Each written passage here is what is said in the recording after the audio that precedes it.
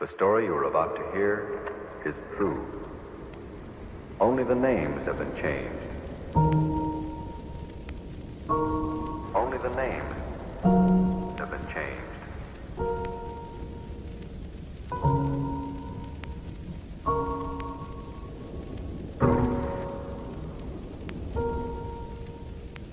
Here, only the names have been changed. The story you are about to hear is true. Only the names have been changed. Welcome to Wondersleep. There is nothing in our current understanding of reality to say that there are not multiple universes existing simultaneously right now. In the infinite number of universes out there, there are an infinite number of variations possible, such as universes with different laws of physics from our own, or universes with different layouts than ours, or universes with different histories. Proving this is somewhere between very difficult and impossible. And if it is impossible, it moves from the realms of science to the realms of philosophy. And so it can be used instead as a thought experiment, giving us a new way to think about the universe we find ourselves in. For example, what would a universe without gravity be like? And what would that help reveal about gravity in our own universe? Let's imagine for a second that this multiple universe theory is true, and you only live in one of the infinite universes. It would allow for some pretty strange things. Maybe in one universe you have a different eye colour. In another universe, the mass of a proton has a different value. Or in another universe, 2 plus 2 actually equals 1,987,211. In another universe, your parents are taller than each other at the same time.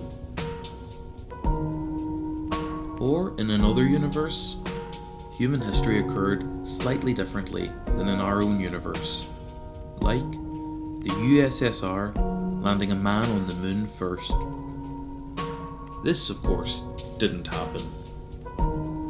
But let's imagine it did. It's a sultry night in September. You've fallen asleep in the armchair. Abruptly, you startle awake, disorientated. The television set is on, but not the sound. You strain to understand what you're seeing. One ghostly white figure in coveralls and helmet is softly dancing. He makes strange little skipping motions which propels him upwards amid barely perceptible clouds of dust. But something's wrong. He takes too long to come down. Encumbered as he is, he seems to be flying a little. You rub your eyes, but the dreamlike tableau persists. The worldwide known name of Neil Armstrong would instead be Alexei Leonov.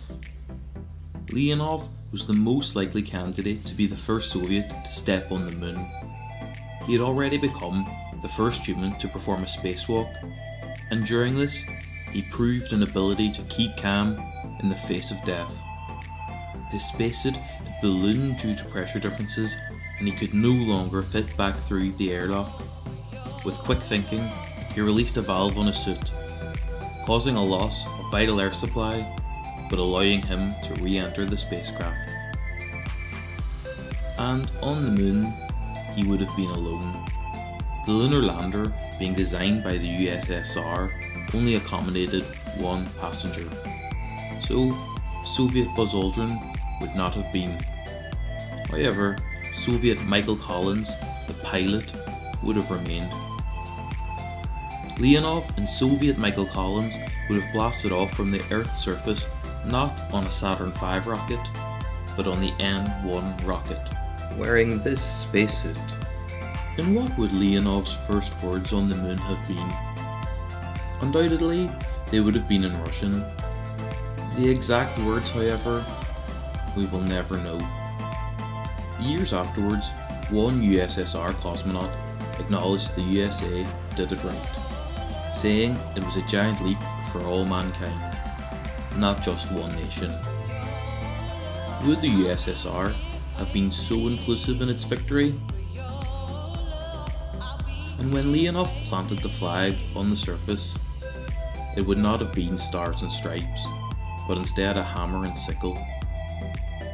The USSR was designing a method of lunar orbit rendezvous, similar to the USA. This is where the spacecraft stays in orbit around the moon and the lander descends down, performs the mission, and when ready, launches from the lunar surface and redocks with the spacecraft.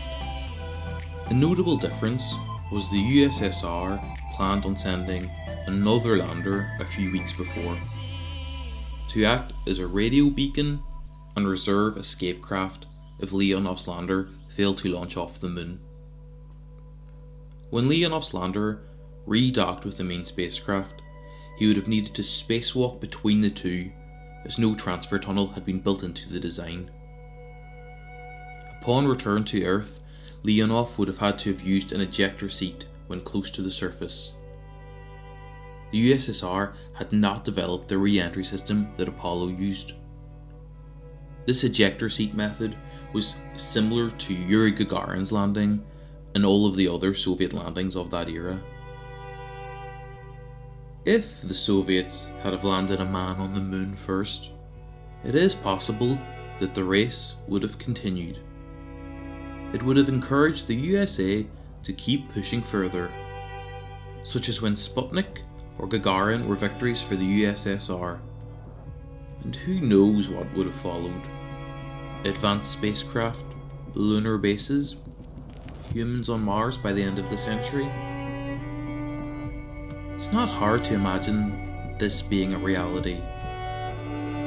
The USSR had already put the first satellite into space, the first animal into orbit, the first unmanned landing on the moon, the first photo of the far side of the moon, the first man into space, the first woman into space, performed the first spacewalk, and took the first photograph from the surface of the moon. It's not well known that 3 days before Armstrong and Aldrin landed on the moon, a Soviet spacecraft had already arrived, Luna 15. However, it was not manned. Its main objective was to land and collect moon rocks and return these to the Earth. In an act of fitting symbolism, after Armstrong and Aldrin woke up in the Sea of Tranquility and ready to launch off the surface, Luna 15 crashed into the Sea of Crises. Having lost the space race on almost every front up until this point, the USA won the moon race. Most significantly, despite the secrecy of all of their missions, the USSR gave NASA Luna 15's flight plan. This was in order to prevent a collision with their spacecraft and lunar lander, which would have been fatal to the 3 astronauts on board. We didn't get the universe where the Soviets land on the moon first, develop lunar bases, and us living on Mars by the year 2000. But from all the countless possibilities of all the theoretical universes, I think our one isn't so bad. We find ourselves in the universe with human rights, the works of Shakespeare, the pyramids, Martin Luther King, electricity, vaccinations, the International Space Station, and of course, Elvis Presley. And that's alright.